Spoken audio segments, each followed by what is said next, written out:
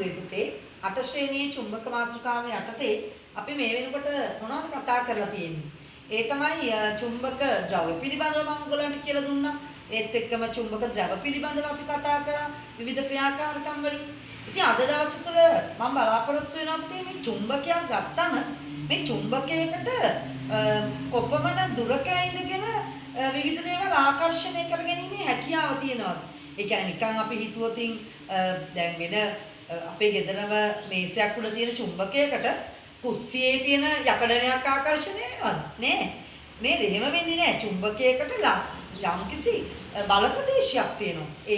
ඒ බල ප්‍රදේශයට ඇතුළු වුණාම තමයි ඒ චුම්බකයට ඒ ද්‍රව්‍ය ආකර්ෂණය කරගන්න පුළුවන්.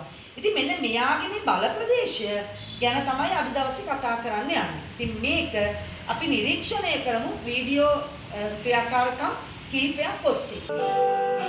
ඉතින් අපි මෙන්න මේ ක්‍රියාකාරකමේදී ගන්නවා වීදුරු පෙට්ටියක්. ඒ වීදුරු පෙට්ටිය ඇතුලේ තියෙන පොල් තෙල් හරි ග්ලිසරින් ටිකක් උඩු ද්‍රවයක් සහ යකඩ කුණු මේක ඇතුලේ දාලා මේ වීදුරු පෙට්ටිය සොලවන්න. මේක ටෙස්ට් ටියුබ් එකක් වගේනුත් කරන්න පුළුවන් අපිට. ඉතින් ඊට පස්සේ අපි කරන වැඩේ තමයි ඔයාලට පේනවා මෙන්න මේ බාර් මැග්නට් එකක් ඒ ඇතුලෙන් ඇතුල් කරා. මේක ඇතුලේ යකඩ කුඩු තියෙනවා, ග්ලිසරින් තියෙනවා, නැත්නම් පොල් තෙල්, බේබි ඔයිල් එකක් උනත් කමක් නැහැ මේකට. අපිට පේනවත් ඒ ලස්සන රටාවක් ලැබෙනවා නේද? ඒත් එක්කම අපේ පසුගිය පාඩමකටත් ඕන සම්බන්ධ කෙනෙක්යි කියලා යකඩ කුඩු ඔයාලට පේනවා මේ ද්‍රව ප්‍රදේශ වලට වැඩිපුර ආකර්ෂණය. ඒ වගේම මේ යකඩ කුඩු යම්කිසි රටාවක් මවනවා. ඒ කියන්නේ එයා ගමන් කරන ඒ යකඩ කුඩු තියෙන ප්‍රදේශය. ඒ තමයි මෙයාගේ මේ චුම්බක බලය විහිදිලා තියෙන්නේ මෙන්න මේ ප්‍රදේශය තුල විතරයි. චුම්බක ශේෂ්ත්‍රය හඳුනාගත්තේ අපි එක ක්‍රියාකාරකමක් තමයි ඔයගොල්ලෝ ඉස්සෙල්ලා බැලුවේ. අපි තවත් විද්‍යාධාරය තුල අපිට කරන්න පුළුවන් ක්‍රියාකාරකම බලමු. අපි චුම්බක ශේෂ්ත්‍රය හඳුනාගන්නේ කොයි ආකාරයකටද කියලා. මේ සඳහා අවශ්‍ය වෙන ද්‍රව්‍ය ටික තමයි අපිට මේ පේන්නේ. දණ්ඩ චුම්බකයක් අවශ්‍ය වෙනවා. මේ ආකාරයේ දණ්ඩ චුම්බකය දාන්න පුළුවන් ප්‍රමාණය කවුරුවක් කපාගත්ත ස්ටයිරෝෆෝම් කැබල්ලා රිජිෆෝම් එකක්. ඊළඟට අපිට අවශ්‍ය වෙනවා යකඩ කුඩු තුනීයට අතුරලා ගත්ත සුදු කඩදාසියක්. අපි මේක කරන විදිය තමයි එතකොට පුතේ මේ දණ්ඩ චුම්බකය අරගෙන මෙන්න මේ අපි අර කිව්වේ කපාගත්ත කියලා රිජිෆෝම් එකේ කවුළුව මේක ඇතුලෙන් තබන්න මේ ආකාරයට ඕන පැත්තකට තියන්න. එහෙම තියලා සුදු කඩදාසිය ප්‍රවේශමෙන් අරගෙන ඇවිල්ලා දැන් ඔයාලට පේනවා මේකේ ඊටාම තුනියට යකඩ කුඩු අතුරලා තියෙනවා නේද? මේක ගෙනල්ලා මම මේක තියනවා අන්න අර දණ්ඩ චුම්බකයේ උඩින්. බලමු මොකද වෙන්නේ කියලා නේද? අර ඉස්සෙල්ලා තිබුණාට වඩා වෙනසක් වෙනවා. මම ඒකට තව අනිත් දේ තමයි මේකට පොඩ්ඩක් හිමීට සුදු කඩදාසියට හිමින් තට්ටු කරන්න. මේ ආකාරයට වටේට තට්ටු කරගෙන යනවා.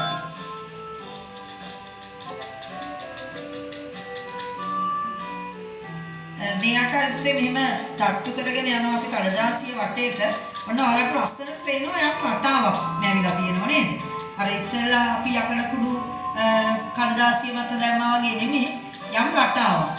නමුත් ඒක තියෙන්නේ හරියට මොන ස්ථානයේද කියලා බලන්න. ඒ යකඩ කුඩුත් පේනවා. ඒ යකඩ කුඩු වලින් අපිට පේනවා යම් නිශ්චිත රටාවක් නේද? මේ වගේ අත යන හරි මේ ප්‍රදේශ ලස්සනට ඉරි වගේ ඔයාලට පැහැදිලිව පේනවා. ඒ ඉරිවල තියෙන යකඩ කුඩු තමයි ලස්සනට නිරූපණය වෙනවා. නමුත් බලන්න පුතේ මෙන්න මේ හරිය වගේ ඔයාලට පේනවා යකඩ කුඩු එහෙම යකඩ කුඩු තියෙනවා. නමුත් මේ යකඩ කුඩු අර මේ මැද ප්‍රදේශයේ වගේ යම් රටාවකට නෑ නේද? ඇයි? ඒ හේතුව තමයි මේ මේ චුම්බකයට මේ ගොඩක් ඈතින් තියෙන යකඩ කුඩු ලස්සන රටාවකට නිරූපණය කරන්න බෑ. එහෙනම් එයාට තියෙනවා ඒ චුම්බකයට තියෙනවා යම්කිසි බල ප්‍රදේශයක්. එයාගේ බලය එයාගේ චුම්බකයට ආකර්ෂණය වෙන යම් ප්‍රදේශයක් සීමාවක්. අන්නේ සීමාවේ තියෙන යකඩ කුඩු ටික තමයි එයා ලස්සන රටාවකට පිළියෙල කරන්නේ. එහෙනම් මේ චුම්බකයේ වටා මේ යකඩ කුඩු පිළියෙල වෙලා තියෙන ප්‍රදේශය අපි නමකින් හඳුන්වනවා ඒ චුම්බකයේ චුම්බක ශේෂ්ත්‍රය කියලා. එහෙනම් චුම්බක ශේෂ්ත්‍රය හැමතැනම නැහැ නේද? චුම්බකය වටා යම් ප්‍රදේශයක විතරයි මේ චුම්බක ශේෂ්ත්‍රය පිහිටලා තියෙන්නේ. ඉතිපුතේ මේ ආකාරයට මේ චුම්බකය වටා නිරූපණය වෙලා තියෙන මේ යකඩ කුඩු අපි නිකන් හිතමුකෝ මේ ඔක්කොම යකඩ කුඩුවේ ලස්සන රටාව අපි යා කරා කියලා. අපි නිකන් හිතෙන් යා කරමු නේද? එහෙම මනක්කල්පිතව යා කරන මෙන්න මේ කොටස් වලට විශේෂයෙන් කියනවා චුම්බක බල රේඛා කියලා. එහෙනම් මේ රටාව තමයි චුම්බක ශේෂ්ත්‍රයක් අපි නිරූපණය කරන්න චුම්බක බල රේඛා කියන ඒවා යොදා ගන්න. චුම්බක බල රේඛා පිළිබඳව බල රේඛාවල දිශාව පිළිබඳව අපි ඊළඟ ක්‍රියාකාරකම් ඔස්සේ නිරීක්ෂණය කරමු. අපි දැක්කා නේද ඒ ක්‍රියාකාරකම් දෙකක් මගින්ම ඒ යකඩ කුඩු පිළියෙල වෙන යම් නිශ්චිත රටාවක් තිබුණා. ඉතින් මෙන්න මේ නිශ්චිත රටාව අපි අර කිව්වේ මනක්කල්පිතව ඇඳගන්න ලබන රේඛා තමයි ඔය චුම්බක බල රේඛා කියලා කියන්නේ. ඉතින් ඇත්තටම චුම්බක ශේෂ්ත්‍රයක් කියලා කියන්නේ මොකක්ද නේද? චුම්බකයක් කවට චුම්බක බලය රඳා පවතින ප්‍රදේශය. එහෙනම් අපි බෑග් එකේ චුම්බකයක් දාගෙන ගියාට එක එක තැන්වල තියෙන හැම චුම්බක ද්‍රව්‍යයක්ම අපේ චුම්බකයට ආකර්ෂණය වෙන්නේ නැහැ. එයාට යම් සීමාවක් තියෙනව නේද? එහෙනම් ඒක තමයි අපි ඒ ක්‍රියාකාරකම් වලින් පැහැදිලි කරේ. ඉතින් අපි කිව්වා චුම්බක බල රේඛා ගැන.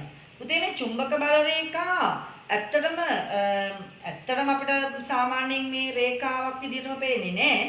නමුත් මේක පිළිබඳව අපිට පරීක්ෂණ කරන්න පුළුවන්. මේ චුම්බක බල රේඛා කොයි පැත්තේ ඉඳන්ද පිට වෙන්නේ, කොයි පැත්තට ඇතුල් වෙනවද? මෙන්න මේක අපි හඳුනා ගන්නවා තවත් ක්‍රියාකාරකමක් මගින්. වෙනවා මේ ක්‍රියාකාරකම් කරන්න මාලිමාවක් අවශ්‍ය වෙනවා, දණ්ඩ චුම්බකයක් අවශ්‍ය වෙනවා. ඒ වගේම සුදු කඩදාසියක් තමයි අපි මෙතන අරගෙන තියෙන්නේ. අපි මේ ක්‍රියාකාරකම කරන්නේ මේ අපේ චුම්බක ශේෂ්ත්‍රය අපි ඉස්සරහට පෙර ක්‍රියාකාරකමෙන් කතා කරේ චුම්බක ශේෂ්ත්‍රයක් නිරූපණය කරනවා කියලා චුම්බක බල රේඛාවලින් නේද? අන්නේ බල රේඛා ඇත්තටම චුම්බකයක කොහෙන් පිට වෙනවද ඒකේ මොන වගේ මාර්ගයකද යන්නේ කියලා. මෙන්න මේ චුම්බක බල රේඛා වල දිශාව තමයි මේ ක්‍රියාකාරකමෙන් අපි මේ බලන්න යන්නේ. එහෙනම් අපි ඒක කරන ආකාරය තමයි අපි ගන්නවා මේ මාලිමාව. මේ මාලිමාව අරගෙන බලන්න ඔයගලන්ට පේනවාද කියලා මාලිමාවන් මේ චුම්බකයේ ආසන්නයේ තිබ්බම ඒ උතුරු රතු පාටින් පෙන්වන්නේ උත්තර ද්‍රවයනේ මාලිමාවෙත් තියෙන්නේ පොඩි තුඩක් මත විවර්තනය කරපු පොඩි දණ්ඩ චුම්බකයක්මයි. ඒ දණ්ඩ චුම්බකයේ එතකොට එයා ආකර්ෂණය වෙන ආකාරය අනුව උත්තර ද්‍රවයට දක්ෂිණ ද්‍රවය ආකර්ෂණය වෙනවා. ඒ වගේම අපි හොඳින් බලන්න ඕගොල්ලෝ මේ රතු පාට කටුව හැරෙන තැන. මේ රතු පාට උත්තර ද්‍රවය යොමු වෙලා තියෙන ස්ථානේ අපි පොඩි තිතක් තියාගන්නවා. මම ඔයාලට පේන එකක් තියන්නම්.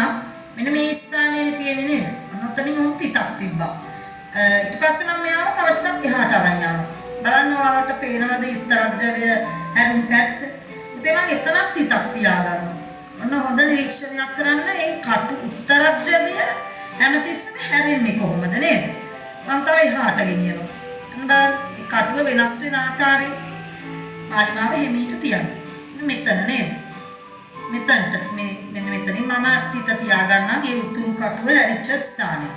ඉතින් මම යාම තව ටිකක් ඈතට ගෙනිච්චා. අන්න බලන්න. එතකොට මේ වගේ ස්ථානයක තිත මෙයා මේ වගේ ස්ථානයකට ගෙන්නන්න නැවත අන්න ඔයාලට පේන උතුරු ද්‍රවය හැරිලා තියෙන්නේ මේ පැත්තට කියලා. අපි එනත් මේකේ මෙන්න මේ අපි ඇඳගත්ත තිත් ටික යා කරන්න තමයි මම ඔයගොල්ලොත් එක්ක යන්නේ. ඔයාලට මතකයි අර රතු පාට කටුව හැරි හැරි ගිය පැත්ත තමයි මේ තිත් වලින් තියෙන්නේ කියලා නේද? එහෙනම් මේ බල රේඛා එතකොට පිට වෙන්නේ අපේ බල රේඛා ඇති වෙන්නේ චුම්බකයෙන්නේ නේද? එහෙනම් මම මෙතන ඉඳන් මේ උත්තර ද්‍රවයේ ඉඳගෙන මේ තිතට ඉරක් ගහ ගන්නවා. මේ ආකාරයට එයාව මම හරවනවා. එතකොට එයා හැරිලා යනවා. ලස්සට එක අඳින්න මම දල වශයෙන් ඔයගොල්ලන්ට පෙන්නන්න මේ තිත් ටික ලා කරලා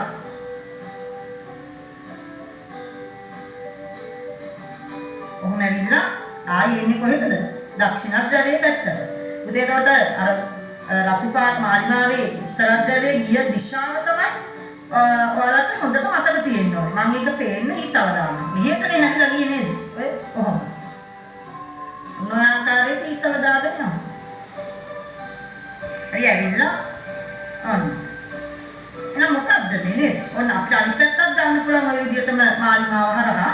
ඒකත් අපි ගන්න අතරේ මම ඔයාලට කිව්වොත් මේ බල රේඛාවක් වෙනත් පිට වෙන්නේ හැමතිස්සෙම අපි මේ පරීක්ෂණයෙන් කියනවා උත්තරද්‍රවයේ රතු පාට පැත්ත නේද? උත්තරද්‍රවයේ ඒ පැත්තේ ඉඳගෙන දක්ෂිණද්‍රවයේ වෙතට තමයි චුම්බක බල රේඛාව ඇතුල් වෙන්නේ. එහෙනම් පිට වෙන්නේ උත්තරද්‍රවයෙන්, පිට වෙන බල රේඛාව දක්ෂිණද්‍රවයට ඇතුල් වෙනවා. අපි අනිත් පැත්තට බල රේඛාව පිට වෙන ආකාරය නිර්මාණය කරමු බලන්න නේද?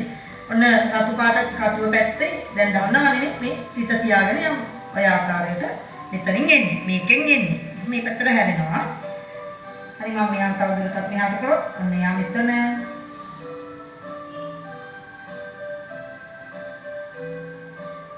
මෙහෙට ගෙනිච්චතින් මෙමිට නවතිනකන් ඉන්න ටිකක්. සෙමෙන්ති යනවා නැත්නම් නවතින වෙලාව යනවා නේද? මෙයාගේ ස්ථානයක් එතනට ගෙනිච්චතින් ඔයාලට පේනවද ලස්සනට? එයා හරිනේ.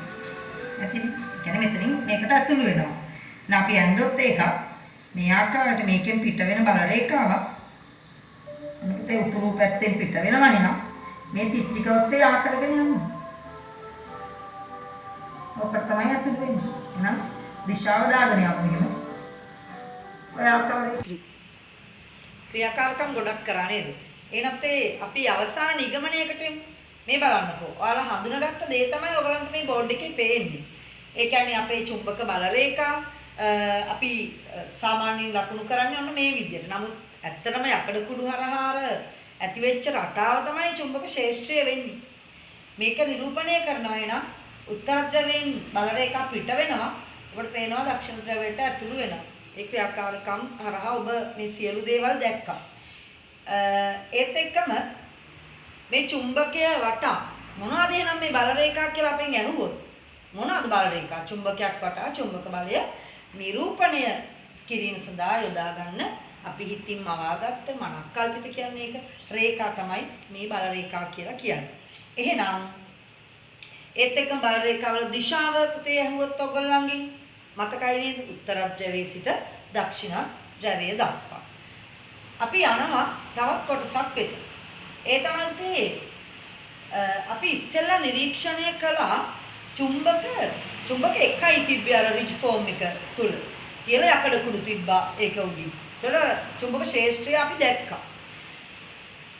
තව අවස්ථාවක් තමයි ඔයාලට බලන්න තියෙනවා චුම්බක දෙකක්. බලන්න. මම ගන්නවා මෙන්න මේ අවස්ථාව ක්‍රියාකාරකම ඔස්සේ. ඒ කියන්නේ සජාතීය ද්‍රව දෙකක් මෙතන තියෙන්නේ. මෙතන එන්න අග්‍රේ මෙතනත් එන්න.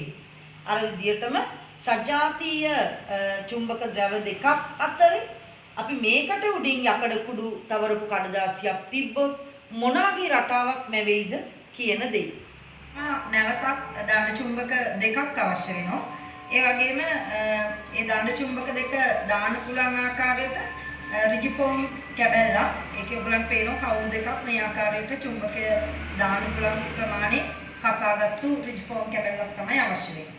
පුතේ දැන් අපි මොකද කරන්නේ? අයිත් එක්කම අපිට තවත් දෙයක් ඕනේ නේද මේ පරීක්ෂණයට? ඒ තමයි අර තුනියට අතුරපු සුදු කඩදාසියක් මත යකඩ කුඩු මේකටත් අවශ්‍යයි. ඉතින් පස්සේ අපි කරනවා මෙන්න මේ දණ්ඩ චුම්බක ගත්ත දෙන්න හිමින් මේ කවුළු වලට යොදන්න. ඔය ආකාරයට නොගලන් පේනව දැන් මොකද්ද පේන්නේ? එකම පැත්තට යොමු වෙලා තමයි රතු පැහැති ද්‍රව දෙක. ඒ කියන්නේ උත්තර ද්‍රව දෙක තමයි මූණට මූණලා ආින්නේ නේද? එහෙනම් අපි මෙන්න මේ අවස්ථාවේදී හොඳ නිරීක්ෂණයක් කරන්න දැන් චුම්බක එකක් නෙමෙයි දෙකක් තියෙනවා නේද? එහෙනම් මේ දෙක උඩින් අපි අර යකඩ කුඩු තියන්න යන්නේ. සුදු කඩදාසිය මේ දෙන්න උඩින් තියන්න යන්නේ. බලමු අපි ඉස්සල රටාවට වඩා වෙනසක් දකින්නවද කියලා. මෙන්න මේ අවස්ථාවේදී නේද?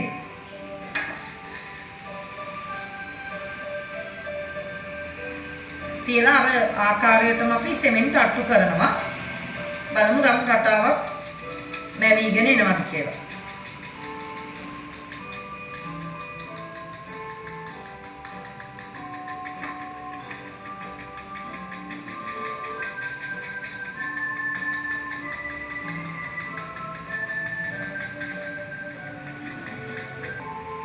ඔයාලට පේනවා මෙන්න මේ මම ලකුණුත් කරා මේ ස්ථානයේ තමයි එක චුම්බකයක් අපි දැම්මේ මේ මෙතන තියෙන්නේ තවත් අනිත් චුම්බකය ඒකේදී ඔයාලට මතකයි උත්තර ද්‍රව දෙකක් තමයි මේ ස්ථානයේ තියෙන්නේ. ඒතර මේ මෙන්න මේ ප්‍රදේශය තමයි අර ඉඩ ශක්ති විච්ච තැන.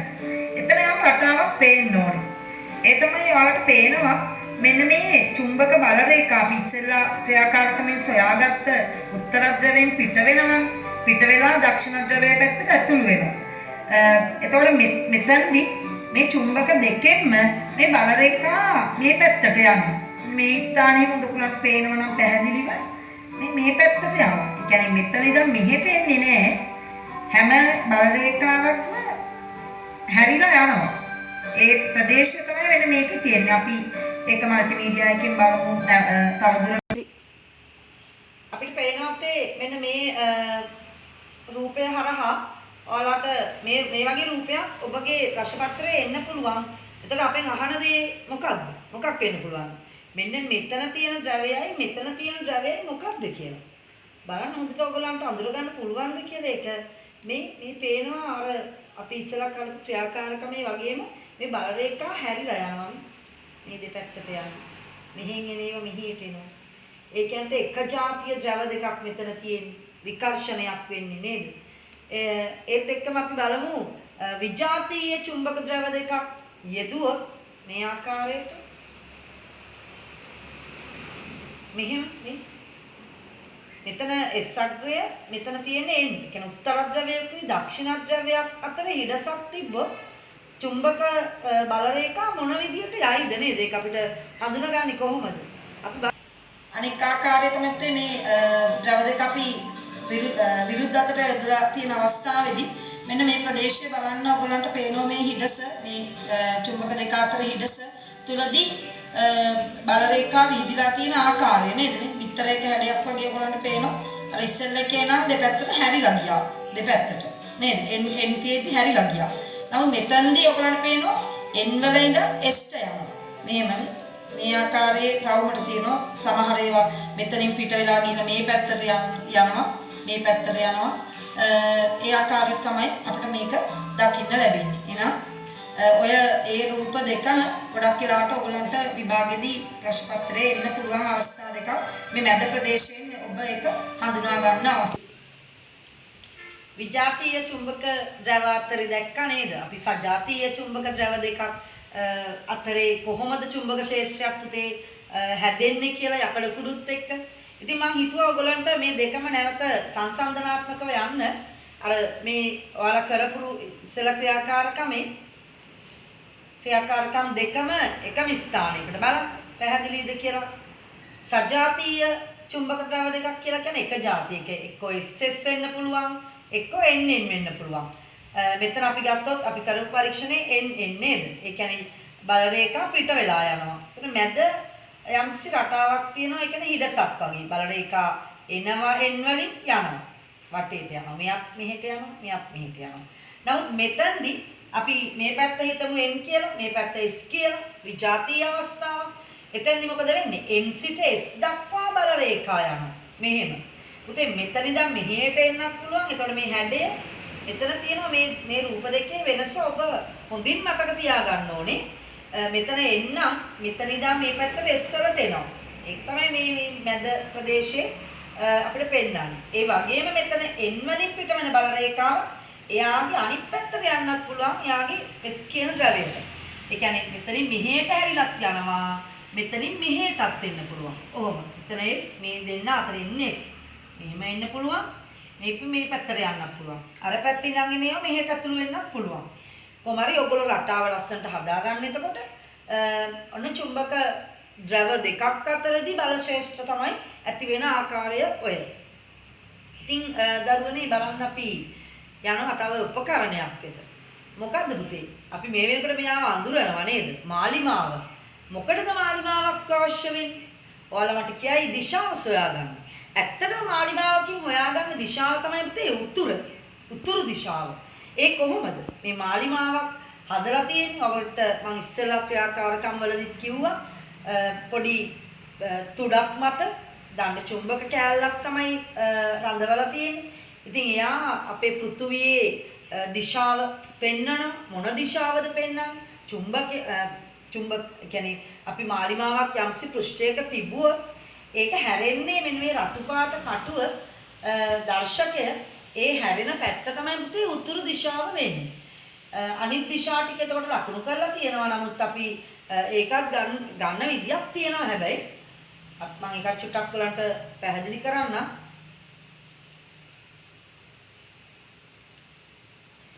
අපි හිතුවා මෙහෙම නැවතුණා කියලා. ඒ කියන්නේ මේ පැත්ත තමයි එතකොට උතුර නේද? දැන් අනිත් අවස්ථා අපි ගත්තොත් ඒ කියන්නේ නැගෙනහිර දිශාව, බටහිර දිශාව, දකුණ නේද? මෙයා සාමාන්‍යයෙන් අපේ පෘථුවියේ උතුරු දකුණු දිශාවේ තමයි නවතින්නේ. ඒතර නැවතුණාට පස්සේ අපි හිතමු මෙන්න මේ මෙතන නිකන් එන්න අකුර තියෙන්නේ. මෙන්න මේ මෙතන මේ මාලිමාවේ නම් මෙන්න මෙතන තමයි උතුර තියෙන්නේ. නමුත් ඔයගලන්ට පේනවා එතන ගහලා තියෙන්නේ W අකුරක්. ඒ නිසා අපි මෙන්න මේ මාලිමාව කරකවලා මේ තුඩ ගේන්න ඕනේ මෙතනට. ඒ ගෙනාවට පස්සේ අපිට අනිකුත් දිශා ටික નિયમિત ආකාරයට එනවා. මම මේ කිව්ව දේ ඔබ මාලිමාව අරගෙන කරලා බලන්න. ඒ කියන්නේ දිශා හැරෙන්නේ උතුරු දිශාවට හැරුණාට පස්සේ අපි නැවත අර ඒක ඇතුලේ ගහලා තියෙන එන්න අකුර ගාවට කරකවලා මේ රතු පාට තුඩ ගෙනියන්න ඕනේ. දිශාව අනිත් දිශා ටික අඳුර ගන්න. ඉතින් අපි මෙන්න මේ මාලිමාව භාවිතා කරන්නේ ඉස්සරලා භාවිතා කළේ කවුද? ඔයාලා දන්නවද ශ්‍රී ලාංකික අපිද?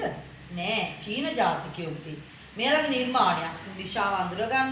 ඒත් එක්කම හදලා තියෙන විදිය මම ඔයගලන්ට කිව්වා පොඩි ලෝහ පතුලක් නේද? බලන්න අපි මාලිමාවක් හදන විදිය.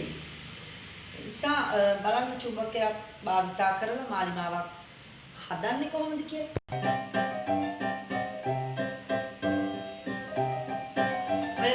පේන විදිහට වතුර වාදනයක් කිරලැබයක් අපිට විශාල ඉදි කටුවක් එහෙම නැත්නම් අර අපේ ඇල්පෙනිත්තක් උනත් ගන්න පුළුවන්.